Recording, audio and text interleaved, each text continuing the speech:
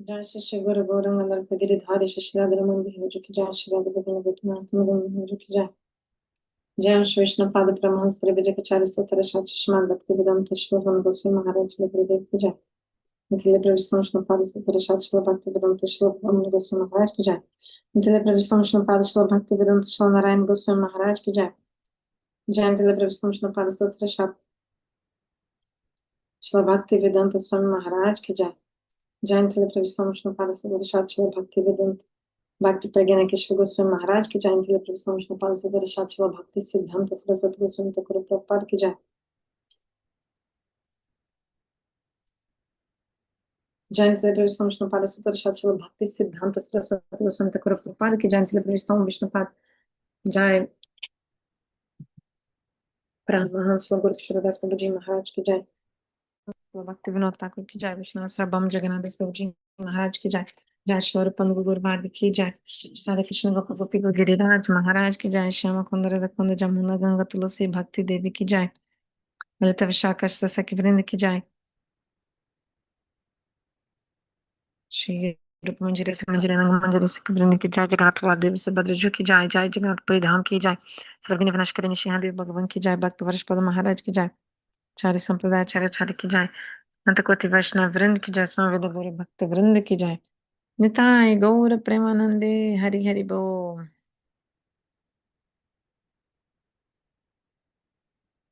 वन्देऽहं श्रीगुरो श्रीयुतपादकमलं श्रीगुरुं वैष्णवंश्च श्रीरूपं सग्रजतं सगना रघुनाथं वितं तं सजीवं साद्वैतं सावधूतं परिजनसहितं कृष्णचैतन्यदेवं श्रीराधा कृष्णपदं सहगना ललिता श्रीविशाखं मम ज्ञानतिमिरन्धस्य ज्ञानाञ्जनशलाकया चक्षुरुन्मिलितं येन तस्मै श्रीगुरवे नमः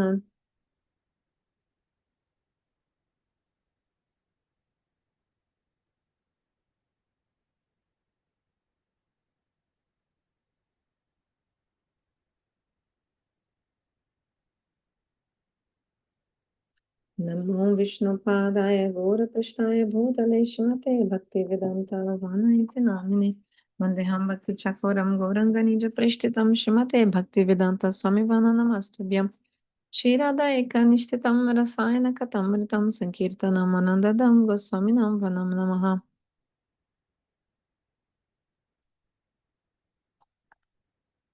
नमो विष्णुपादाय राधिकाय प्रियात्मने श्रीमद् भक्तिवेदान्त नारायण इति नामिने वंशकल्पतरुभ्यश्च कृपा सिन्धुभ्येव च पतितानां पावनेभ्यो वैष्णवेभ्यो नमो नमः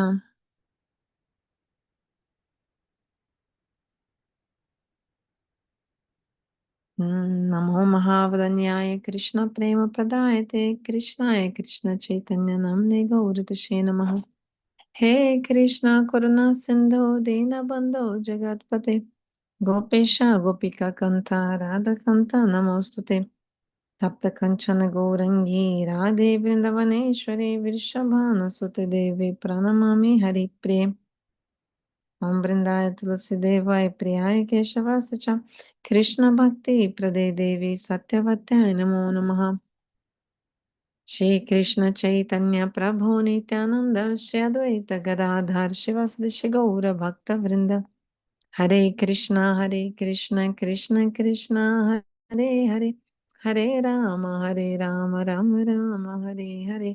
First of all, my obeisances to my spiritual master. Om Vishnu Pada Stotra Shat Paramahans Privajikacharya Stotra Shat Shila Bhaktivedanta Shila Vana Goswami Maharaj. Param Gurudeva Nitile Pravisam Vishnu Pada Stotra Shat Shila Bhaktivedanta Shila Vana Goswami Maharaj. Nitile Pravisam Om Vishnu Pada Stotra Shat Shila Bhaktivedanta Shila Narayan Goswami Maharaj. So Shila Rupana Guru Varga Shila Sanatana Goswami Pad, author of Shila Bihad Bhagavatamrit. To all of you present here in the past, in the future, in the present, my obeisances. So today, very auspicious day because we are so close to the Ratha Yatra Maha Mahotsav, Gundichamarjana Lila, and continuing also the reading of this transcendental book, Shri Bhakti Rasayana. And also, I think tomorrow, right? Tomorrow is the day of Srila Bhaktivedanta Thakur and Gadadhar Pandit. Very, very auspicious day tomorrow. So continuing the chapter.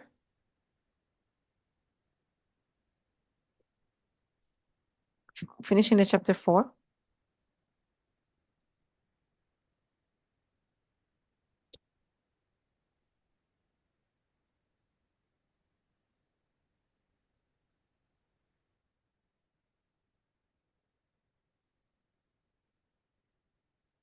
So this verse here is now from Yugala Gita,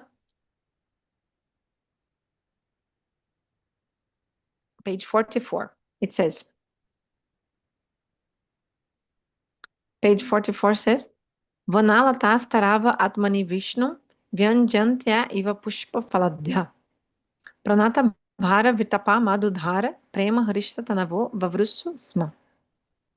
Srimad Bhagavatam. So chapter 35 is the Yugala Gita. Look how the creepers and the branches of the trees of Vrindavan are drooping down due to their weight.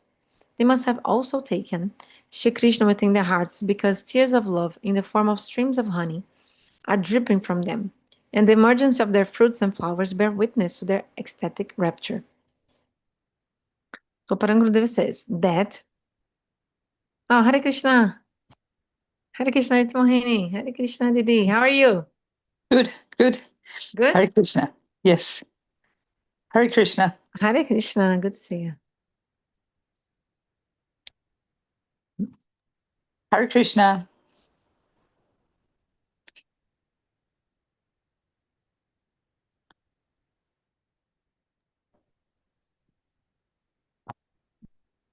So continuing, we are reading how the previous verses were all from the Venu Gita of the Srimad Bhagavatam, chapter 21 of the 10th canto. But this verse is from the Yugala Gita, chapter 35 of the 10th canto. What is the meaning of the Yugala Gita? The gopis are singing to each other concerning their separation from Krishna. In the Venu Gita, there was more purvarag, preliminary attraction. But here, after meeting with Krishna, they are speaking about their agitated state of vipralamba bhav. One who has such eagerness as the gopis are expressing here will be able to meet Krishna and his dearest ones.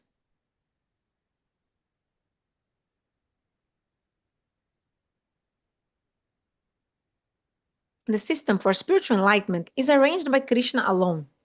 Here someone may ask, there are so many jivas in the world, so many living entities. So are they all in Madhurya Ras? Well, there are numerous devotees performing bhajana in the sampradayas of Nimbarka, Ramanuja, and Vishnu Swami. And there are others such as Javanas who perform no bhajana at all.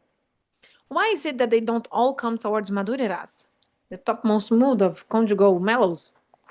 The answer is that Bhagavan is so merciful that all the systems in this world are in his hands. According to a person's particular actions, a certain fruit is bestowed upon them. Every jiva certainly has a particular intrinsic ras. 5 primary sentiments have been described: Shanta, Dasya, Sakya, Vatsalya, and Madhurya. And every jiva falls within one of these categories. Yet, from time immemorial, he has been taking birth, dying, sometimes attaining the higher planetary systems, and then again returning here, wandering in all directions.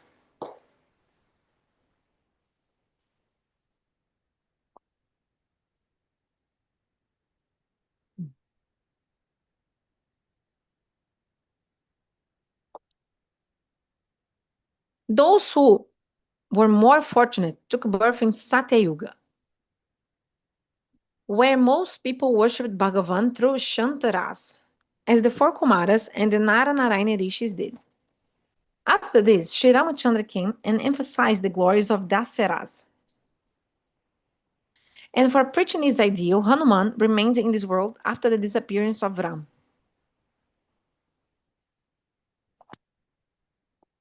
Then Krishna came at the end of Dwapara Yuga and gave prema even to the creepers. He performed such pastimes that simply by hearing and chanting about them, especially through the medium of Srimad Bhagavatam, a jiva could be attracted and gradually attain that bhav. But there were some jivas who were contemporary with Krishna, yet could not understand his pastimes. Shishupal, Kamsa, Dushasan, and Jarasandha criticized this bhav. Oh, in Braj, this boy of no particular caste has appeared. No one even knows for sure who his real mother and father are. And now he has become a king in Dwaraka and will rule over us? In the Bhagavatam, it is stated that Krishna is Swayam Bhagavan, and all bhavas are included in him. Yet that bhava he showed in Vraja was not shown anywhere else. But very few people outside of Raj actually accepted bhav at that time and just criticized him for it. For this reason, Krishna inspired Shukadeva Goswami. You please manifest the shining sun of Srimad Bhagavatam. No one else is capable. You are Lila Shuk, the expert narrator of our pastimes. Then, on the pretext of Parikshit Maharaj being cursed to die by the bite of a snake bird, the Bhagavatam was manifested by Shukadeva Goswami. But at that time, very few people were actually qualified to accept it.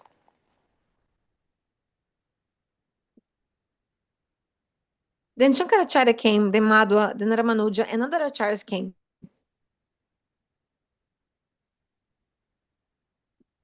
And gave dasyaras and maybe a little sakyaras, servitorship mode and friendship mode.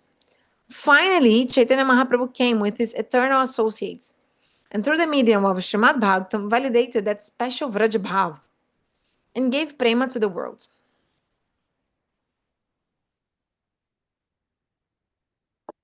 Meeting the incarnation of Bhagavan, who goes by the name Vrajendra Nandana, is the ideal that is being described in these verses from the Bhagavatam. Wow, so here Parangurudeva is telling something very, very important.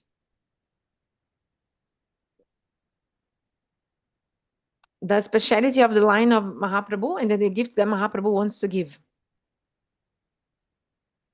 So he's saying that it's not that all the jivas will come to this path, because there are also other places where the jivas serve the Lord in the spiritual world. Mostly those who come in the path of Mahaprabhu, most probably they have their swarupa to go to Goloka Vrindavan. The soul serves Lord in the Goloka Vrindavan. But you see how many other living entities, they are following even other lines, spiritual lines like the Sampradaya of Ramanujacharya, Nimbarkacharya, other Vaishnava Sampradayas. There are 4 bona fide Vaishnava Sampradayas. 4 bona fide Vaishnava Sampradayas. And also, Parangurudeva is telling something very important, that when Krishna was in this world, he performed the pastimes, but at that time, people actually couldn't understand the glories of those pastimes. Even some people would criticize Krishna. Even when Krishna was in the planet, so many people, even though Krishna was distributing love in Vrindavan, those outside of Vrindavan, so many would actually criticize Krishna, like they were envious, thinking Krishna is an ordinary person. But who came and established this highest mood of worshipping Brajendranandana and Krishna was Krishna himself when he came back as Sri Chaitanya Mahaprabhu. And then he gave prem to the world, validating this Vraja Bhava with the medium of the Srimad Bhagavatam. The gopis being extremely agitated to meet Krishna, have even forgotten their own bodies. Which Krishna are they desiring? Sakha Krishna, the Krishna who is so dear to them.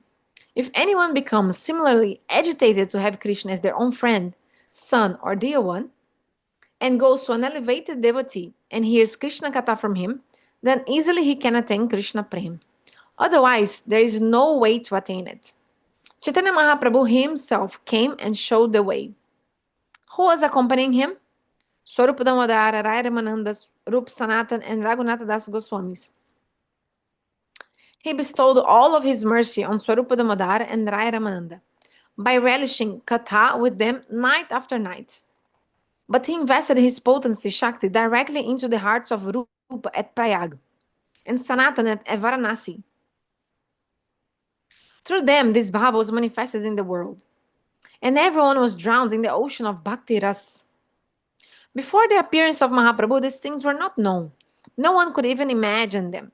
Whenever Mahaprabhu saw a forest, he considered it to be Vrindavan. Whenever he saw a body of water, he took it to be Kalindi, Jamuna. And whenever he saw any elevated land, he took it to be Govardhan. This is the bhav of Anuttam Adhikari.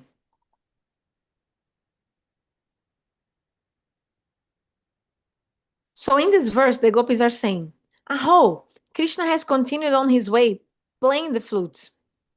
And it seems that all of the trees, creepers, and mountains of Vrindavan are revealing their hearts to him.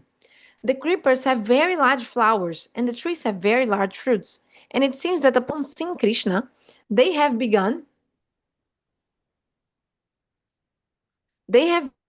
laughing in great ecstasy. The prem within them has manifested externally in the form of their ripening fruits and blossoming flowers. And when Krishna passes by them, those trees and creepers bend over, and those fruits and flowers that are normally at the height of his head are offered to his feet at Pushpanjali.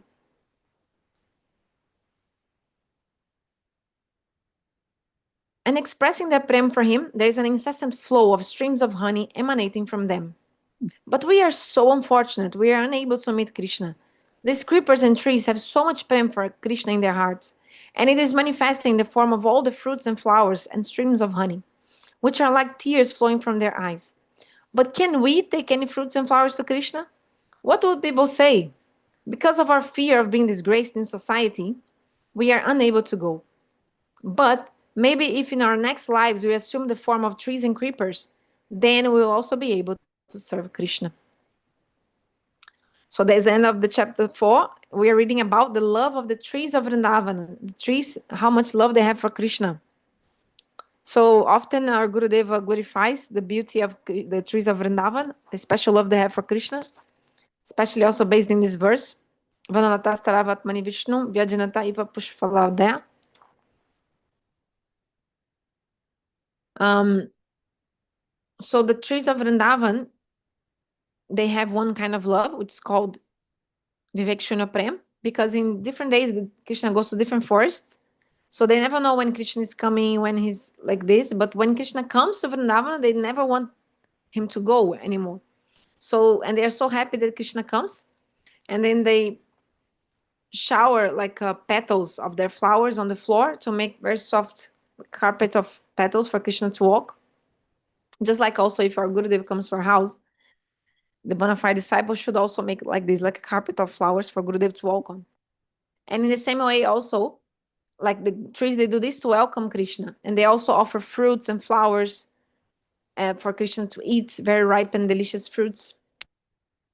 Also when Krishna comes, the leaves, they start fanning Krishna, like moving, like dancing. The creepers start dancing, welcoming Krishna. Swagatam, Swagatam, Krishna, welcome. And also when Krishna, they become so happy in ecstasy that they are like dropping like like the honey dripping from the trees. It's like the tears of the trees. And then also the trees don't want to let Krishna go away. So they like with their long branches, they kind of embrace Krishna. And they say, Govinda, don't go, stay with us. And then if Krishna says, well, I have to go to another forest, I have to continue grazing the cows, then the trees say, okay, can you write our names in the pages of your mind, like in the leaves of your mind? No, leaves, no, how good is that? Manopatra, right? The pages of your mind, the sheets of your mind. Because the trees of Vrindavan tell Krishna, like maybe sometimes you'll be taking rest, but before you rest, sometimes we cannot sleep, like sometimes we are feeling insomnia or something. Then we start thinking about different things. So the trees of Vrindavan say, so write our names in the pages of your mind, like in the pages of your mind.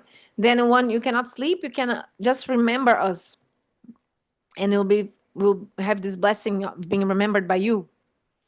And then Gurudev gives an example, comparison to this. When, for example, you have a book, like Gurudev's book, suppose, and then you ask Gurudev for him to autograph his own book for you, to you, and then he'll write like, my heartily blessing to you, Bhaktivedanta Ban Maharaja, or who has from Parangurudev or different acharyas. Then they'll sign.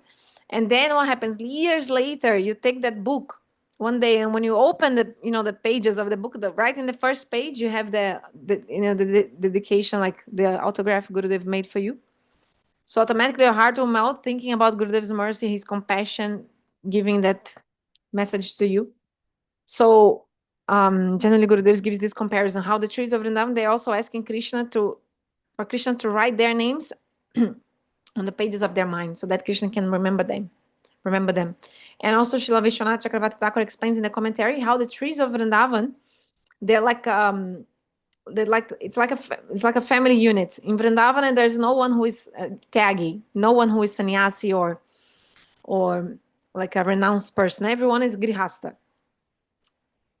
They're all serving Krishna with the family, everyone with the family, whatever they have with the house.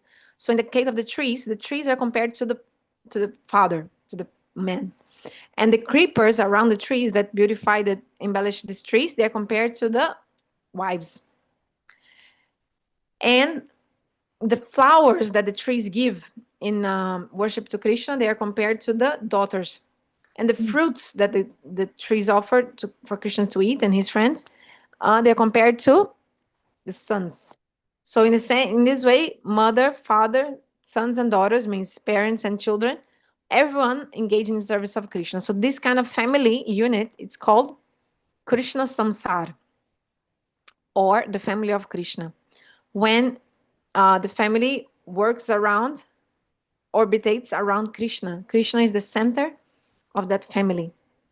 And everyone considers themselves as a servant of Krishna and is one pointed worshiping Krishna and serving him. So that's like a perfect family. So sometimes Gurudeva says, like, family life is not bad, but you have to have a Krishna samsara, family of Krishna. Because if a husband is going one way, wife is going another way, daughter is going one way, son is going another way, that family is like hellish life, because everyone is going in a different direction, especially if it's like not related to Krishna consciousness. Then you attach to that family member, to your wife, to your children. But if they are not practicing bhajan and sadhana, if they are not having Krishna in the center of their lives, then that attachment you have for them actually is the cause of your downfall, the cause of your ruin, and etc. Because that family member is not practicing spiritual life. So in Vrindavan, we see the best example for families is in the trees of Vrindavan. And so beautiful. So this is the one verse now we read, is the verse from the Yugala Gita, which is chapter 35 from the Venu Gita. So in this way, we finish the chapter 4, and we start chapter 5. Does anyone want to ask anything or to make any kind of comment or correction? Please go ahead before we enter chapter 5.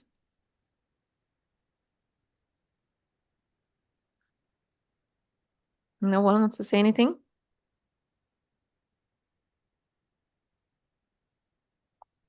Lalita Mohini, don't want to say anything? Wonderful what you've been saying. Thank you.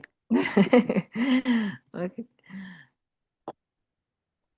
Rasalila Didi, Hare Krishna. So let's go to the chapter 5. Happiness in separation. In appearance, the trees and creepers of Vrindavana seem to be ordinary. But upon seeing Krishna, they became overwhelmed in bhav. With great joy, they offered pranam to the feet of Krishna by offering their fruits and flowers, and they shed tears of love in the form of streams of honey. Even the plants and trees of this world have feelings.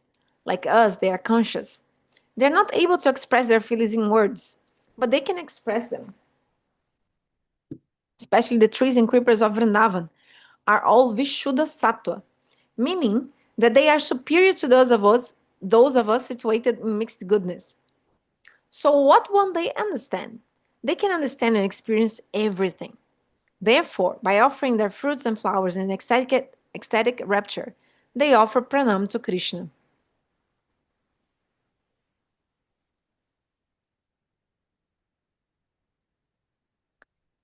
In his commentary, Sanatana Goswami is saying that these trees and creepers are more conscious than the clouds. The gopis felt that all the other residents of Vrindavan were serving Krishna, but that they themselves were not. They saw that even the clouds were serving him by creating an umbrella over his head to block out the sun, and by showering cooling rain on him. So that the trees and creepers were even more conscious than the clouds, and we can see their condition upon hearing the vibration of Krishna's flute and receiving his darshan. Concerning Shri Chaitanya Mahaprabhu, Narottam Das Thakur wrote, Pashupaki jure pashana bidare shuni jana guna gatha. Upon witnessing the pastime of Mahaprabhu, the birds, animals, and insects would melt in divine love. When Mahaprabhu was in Alalnath, upon hearing his crying, the stone there melted, and his footprints and imprints from where he felt unconscious were easily indented there. When Sri Ramachandra and Bharat met at Chitrakoot, upon feeling the mutual love of the two brothers, the stone there melted. When Krishna played the flute at Charan Pahari in Kamyavan, the stone melted and he left 50 or more footprints there. These footprints are certainly his. They were not made by anyone else. So even stones, clouds, trees, and animals can melt in emotion. But we have not yet become melted in emotion. We haven't yet developed the intense eagerness that I will certainly engage in Krishna bhajan. So about what we read here so far, many important points. Parang Gurudeva is saying, he's still like speaking about what he was speaking before in chapter 4, about that verse from the Yugala Gita that describes the love that the trees and creepers of Vrindavan have for Krishna. And in this way also I wanted to explain one thing that Gurudeva always says, that we hear about the Goswamis of Vrindavan, like Shri Rupa Sanatana, Rupa Goswami, Sanatana Goswami, that they used to spend one night under each tree in Vrindavan. Like they wouldn't have a house, they would like, and then some people see this and explain, oh, they used to do this because they are very much renounced. If you stay too much time in any place, then you get so attached. So you should always move. But Srila Gurudeva describes that actually that's not the reason why they would spend one night under each tree. The reason is that because these trees of Vrindavan, they are not ordinary. They are all witness to Shri Radha, to the pastimes of Shri Radha and Krishna. So there's even a song that the Vrajavasis sing. Our Gurudeva also sing this song often. The song is Vrindavan ko vriksha ko marm na jane koi, dala dala pat pat me radhe radhe hoy.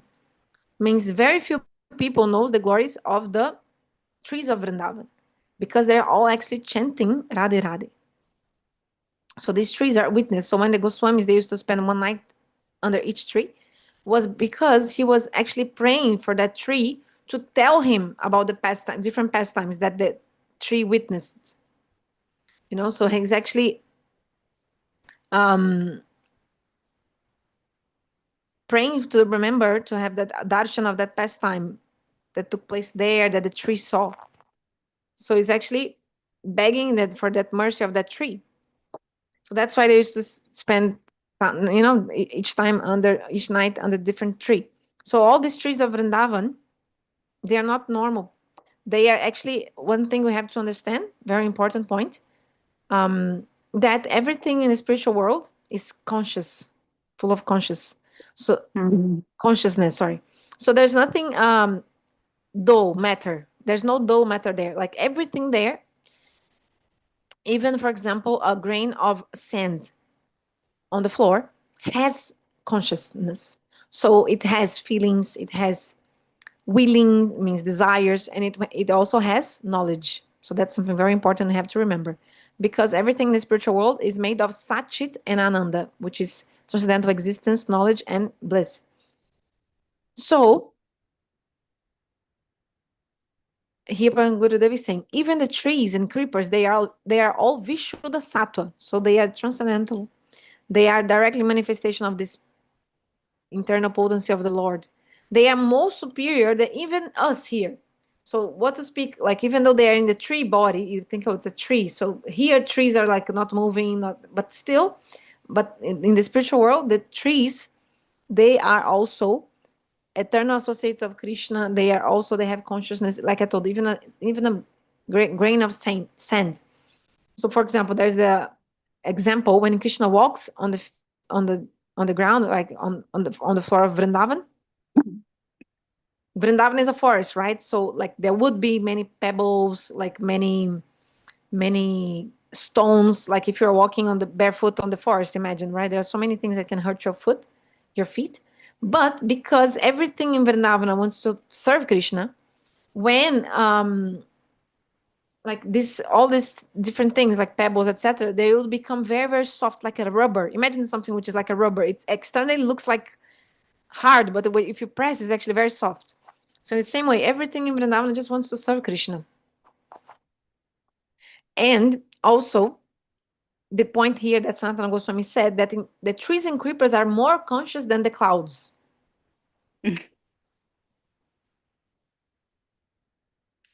I think this, I didn't understand exactly what Param Gurudeva Sanatana Goswami wanted to say about this. If someone understood, can please explain to me. And then we also read the gopis felt that all the other residents of Vrindavan were serving Krishna, but that they themselves were not. Yes, this point we understood. The gopis are always like saying, like in a very praising all these different living beings, but saying that they are not able to serve Krishna. They saw that even the clouds were serving Krishna by making an umbrella over his head to block out the sun, by showering cooling rain.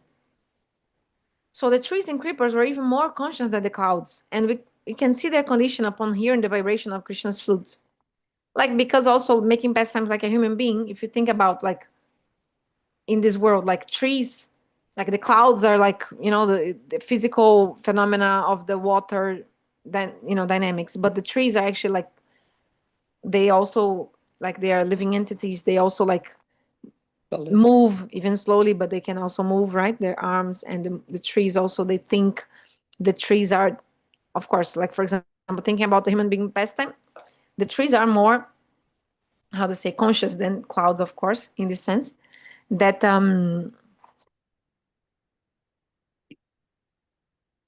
you can see. Actually, there's something very interesting that the other day we were with someone, and because of the fact that, for example, the trees and plants, they are also living beings, just like us, the same soul. We have also been in bodies of trees like this, but now they're in this body that doesn't have that much, how to say, expression of consciousness. But we can see that the trees and the plants, they also have feeling, willing, knowing, because to have a consciousness means you have three aspects: feeling, willing, and knowing.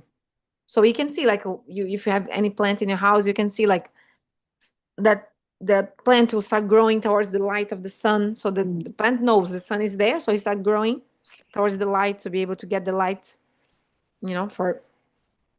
And different proofs we can see. And then I was gonna say, it's a fun fact about plants that the other day we were discussing with some person, and then now I remembered. Some people don't know, but those who are generally Indian, they know, because this is like a fun, like a, how to say, common knowledge in the Indian culture, that you shouldn't collect leaves at night. Means you should not pluck. Means you should not disturb your plant at night. Let's say like this. Like you should not, example, if it's a flower, you should not pluck a flower at night. If it's a fruit, you should not pluck a fruit at night. If it's a twig or a branch of that plant that you use, I don't know, like a lemongrass, whatever it is, you should not take from it at night. So before sunset, you can take care of your plants, or take things from them. But after sunset, no. That's also related to Tulsi Devi as well. So that's very important. And then it's kind of obvious if you think about it, right? Like during the day there's activity, during the night there's rest, right? There's calmness. So the plants are also like this, so they are resting, right? So you don't disturb them. So if during the day you can take the fruits and different things, but at night, no. um yeah, so that's just a fun fact. Coming back, the effect that the sound of the flute has in different animals, even on the stone, on the trees. So Parangurudeva here is telling something very interesting. He mentioned alalnat.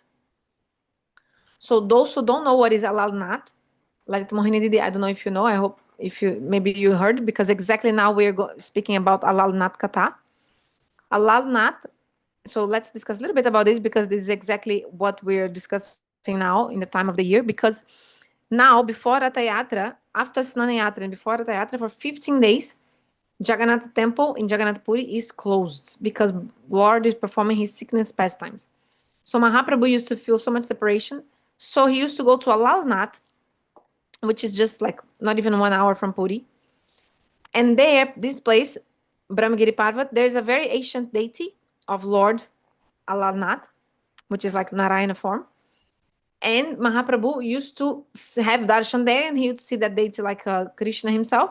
And then Mahaprabhu, feeling that separation mood, he like lay flat on the ground there, and then because of that separation mood of Mahaprabhu, the stone melted because of his intense separation, the fire separation. So what happened?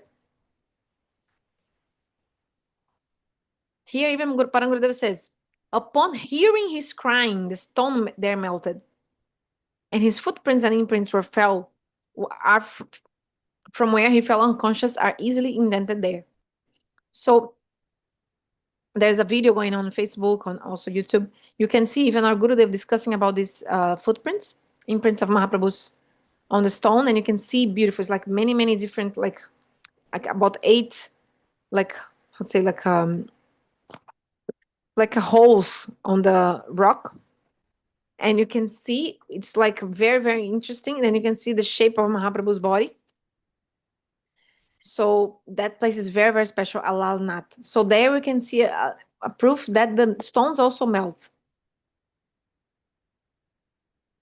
Parangurudev gave example of other stones that melted also. So in Vrindavan also there's another place called Mukut Shila, where, for example, Shrimati Radhika put her crown in one stone. And then when Shrimati Radhika removed that, the stone also started feeling separation from Shrimati Radhika, and the stone melted. And they can see the imprint of the crown that Shrimati Radhika was wearing exactly there. So in Vrindavan, there are many places actually we can see until nowadays. So that's why Gurudeva was even today in his class in Houston, or yesterday, he was inviting everyone to go to Brajamandala Parikrama, which happens in October. So everyone's invited. Lalit Mohini, let's go. In October, for before was 1 month, but now this year will be, I think, only 10 days. When Gurudev takes us in all different places of Vrindavan, and then we can still see, even with our gross eyes, we can still see like stones with the footprints of Krishna. Look at this. You can see stones with the footprints, actually footprints of God. Because when he was playing the flute, all the stones melted, and you can see footprints of Baladev Prabhu, of Krishna. You can see of Shrimati Radhika, of the peacock, peahen, of the cows. You can see these different stones that melted because of Krishna's flute, or because of all this prem and the separation mood. So it's very, very auspicious, very, very important. And also those who like to travel, especially because in Western culture, there's so much idea of traveling to go on holidays, right? To have fun and just enjoy. But in Indian culture, they have a lot of this culture of traveling for pilgrimage in general. The Indians have that in their culture already, which is great. So today or yesterday, Gurudev was giving a class about this, because that family in India that Gurudev was in their house, they had just come from traveling to India. They are living in the USA, in the US, in Houston, and they had just gone to Char Dhama Yatra, which is in Indian culture is very prominent to go at least once in your life to the top of the Himalayas, in like where the is the spring of the Ganges River, Jamuna River, one special deity of Lord Shiva, Kedarnath, and Adi Badri, special deity of Lakshmi Narayan. So people go there to have this special darshan. It's very famous. But Gurudev was actually saying, actually, because Krishna is the Supreme Personality of Godhead, Avatari, the source of all incarnations, all the other forms of Godhead, all the other pilgrimage places, actually, they all come from Vrindavan and from Krishna in Vrindavan. So there's many pastimes that show this. For example, one pastime that the Vrajavasis, they wanted to go to this Chardamyatra, to the top of Himalayas. No, actually, Gurudev was telling, for example, that also story when there's one story with this one, and the other story they want to go to the Ganges, Ganga Sagar, the Ganges meeting the delta of the Ganges in the ocean. But then Krishna said, no need, no need. And then Krishna just remembered Ganga, and Ganga actually manifested there in Vrindavan. It's called Manasi Ganga. And then actually Gurudeva explained the fruit you get by bathing in the Ganges of Vrindavan, which is called Manasi Ganga, is billion times bigger, higher than the results you get by bathing in the other Ganga.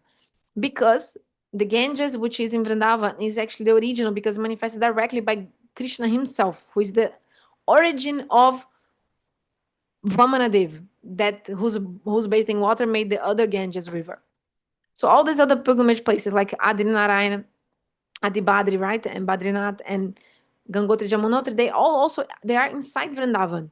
So if we come, Gurudeva was saying, if you have this faith, you won't have desire to go anywhere else. Only Vrindavan and three dhams like Vrindavan, Navadvip, and Puri, Jagannath Puri. And then Gurudeva said, yeah, because Jagannath Puri is also very auspicious and very easy to go. It's easy to go. Like, and Mahaprabhu stayed there. But these other places in India sometimes very hard, like this Adibadri. It's in the top of the Himalayas. People die because of a landslide. So it's very dangerous. So Gurudeva was saying, just come to Vrindavan. That's the best place. If you have that faith, that if you go to Vrindavan, you don't need to go anywhere else. If you go to Vrindavan and Navadvip Dham, you don't need to go anywhere else. So coming back, Parangurudeva is saying,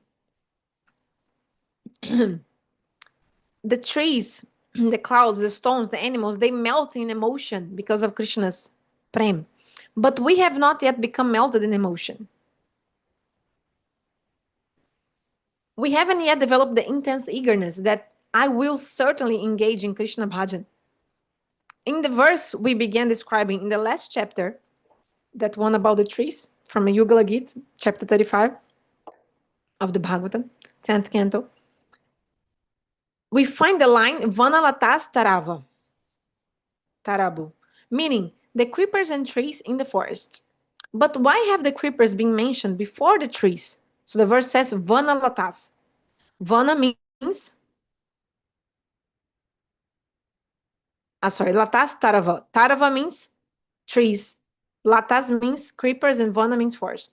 Why have the creepers been mentioned before the trees? It would seem that it would be proper to mention the trees first, because the trees are primary, right? They're very big, and without them, the creepers would have nothing to climb up upon. But the creepers are of the same gender as the gopis, feminine, and their sentiment is similar. These creepers are female just as we are, and men don't have as much sentiment as we do. Thinking like this, the gopis first mention the word lata in this verse, and then tarava. They say Atmani Vishnu, which means he who is pervading everything, referring to Bhaktavatsalya Bhagavan. Vyanjayatya means revealed in a special way to this Nanda Kishore, Jashoda Nandan, Krishna Chandra or Gopikant. These creepers had a treasure hidden in their hearts, but upon hearing the sound of Krishna's flute, they immediately revealed it in the form of fruits and flowers. Bowing down to Krishna's feet, they offered the treasure of their hearts as pranam. The creepers had a treasure hidden in their hearts, but upon hearing the sound of Krishna's flute, they immediately revealed it in the form of fruits and flowers. Bowing down to Krishna's feet, they offered the treasure of their heart as pranam. Parangurudeva says, there are two ways of offering pranam. Pranam means obeisances, like this, bowing down to someone. Someone who has very little faith will apathetically offer pranam with his hands only one time and then leave. But someone who has strong faith will bow down and offer pranam time and again with great love and humility. He will look towards his master with great affection, desiring his blessing. The trees offered pranam to Krishna in this way, with great prem. Krishna came, they offered pranam, obeisances, and even after Krishna left, they remained bowing down, because there was so much prem in their hearts.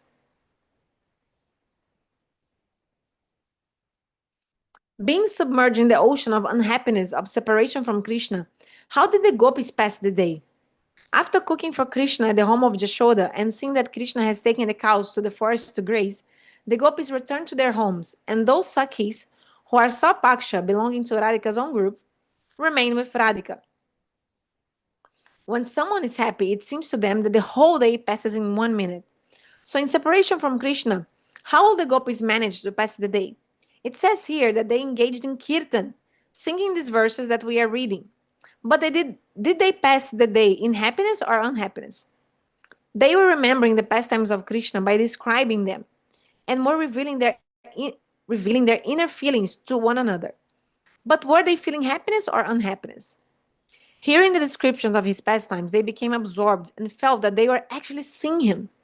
But when the excitement from that diminished, they were plunged into depths of despair.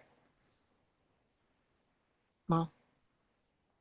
For the gopis, happiness and unhappiness became one ocean. It says in Shri Chaitanya Charitamrita, Vishamrita ekatra milan. Poison and nectar became one. I am not able to explain this in such a way that you'll understand this, or even to fully understand it myself. Because we are presently standing on the platform of Maya, illusion, wrapped up in material enjoyment, we cannot understand this. Then why are we hearing of it? It is like a coating of wax. If you're placing candles here and there, then a little wax comes off on your hand and creates a coating. Similarly, if a sadhaka reads, hears, and speaks about these topics, then certainly something will rub off. A little feeling of bhava will come. Then, practicing sadhana more and more, after some time, this feeling will become so strong that it will never be interrupted. Wow, very beautiful.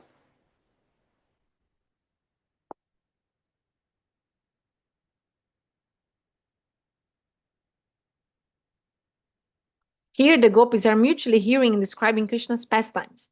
And as remembrance comes, they are seeing Krishna with the eyes of bhav. It appears that they are suffering due to separation, but inside them is great happiness. So this is something very important about what is love. Just the other day, Gurudeva was speaking about it. What is love, right? Is it cold like ice or hot like fire? Who can say?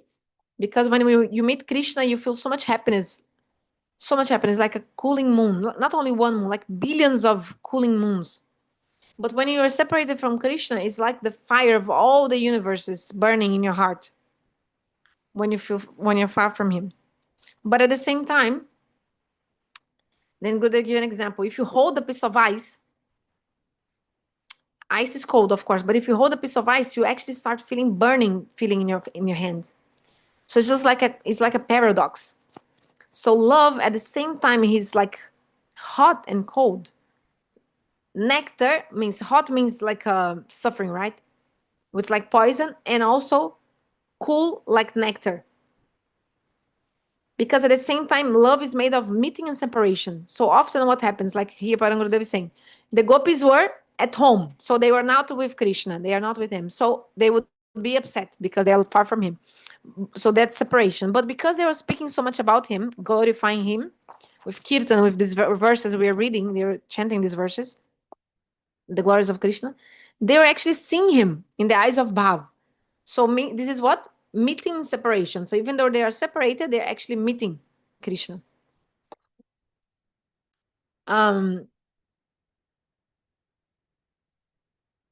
but then sometime later they realized that the excitement from that diminished, and then they were plunged into depths of despair. Then again they felt separation. So Parangurudeva is saying, actually, for us who are completely in the Maya world, in the sense enjoyment, we cannot understand what is love. So that in this class, Gurudeva was saying also, like, what is love? It's very hard to give a conclusion. What is love? Is it nectar or poison? Who can say? Like, who can come to a conclusion? It's very hard to get a conclusion. But one point is, for us who are in this material world, we hear this and we think, oh, why would I want poison or something which makes me suffer? But the thing is, because it's at the same time, and it's both are transcendental. So even that suffering, it looks like suffering, like they're feeling separation from Krishna, but actually they're feeling inside their heart, they're feeling happiness because they're meeting him inside. Because when they're feeling separation, they're thinking so much about Krishna, they become absorbed in Krishna, and they actually meet him in the separation mood. So externally, it looks like the Vaishnava or the gopis, like for example, they're crying, but internally, they're feeling the topmost happiness. So that's something very important to remember as well. And one very interesting point that Parang Gurudeva is saying is that even though we are so far from this, he gave example, if you're placing candles, you get some wax in your finger because you're rubbing the candles. So in the same way, even though we're so far, if we read these topics, hear about them, these topics like Anugrahaya Bhaktanam, right? Manusham Dehamashrita, Bhagavan perform these pastimes. If you hear about them, listen, read, like we'll like we must do that. We must hear about these pastimes. And then what happened by practicing sadhana more and more, after some time this feeling will become so strong that it will never be interrupted. So that's why I have to read again and again, hear about it again and again, speak about it. Like we should always do that. Then we can absorb our minds in this transcendental reality more and more. So we're gonna stop here. If and we continue next Monday. If anyone would like to say anything, or any kind of comments or question or correction, please put it out there. And also, Gurudeva told me to read one more book in English, which is called Bhakti Tata Viveka. I don't know if you have read this book already, but it's also one of those books, like all these books, like we should actually read every time, like many, many times during our lives, because they're so important, all these books. And also our mind is so forgetful, right? So we should always read, even if you already studied. I invite you to study with me one more time. I also already read this book, but have to read it many, many times and remember everything again because it's very important, kata. So this book, Bhakti Tata Viveka, I'll start maybe next week. Also, I'd like some, maybe in the private message, you can tell me later if what time it suits you better, then we could do it together. If it's morning time or lunchtime or afternoon or evening, this time maybe it's too late for a few people. And we can try another time and so maybe another day of the week, maybe Thursday and another time. So Bhakti Tata Vivek is a book about of Srila Bhaktivedanta Thakur. It's actually a small book, but it's very deep because it describes many categories of bhakti. What is Bhakti Tata? What is pure bhakti? What is not pure bhakti? What is Bhakti Abhas, the semblance of bhakti? And in details, he explains everything. Is very deep, very, very important philosophy. So we'll start next week also. And then we see each other also next Monday, continuing Bhakti Rasayana. Jai Srila Gurudeva ki Jai. Vanchakalpatarubhyascha kripa sindhubheva cha. Patitanam pavanebhyo vaishnavebhyo namo namaha. Haribo. Haribo.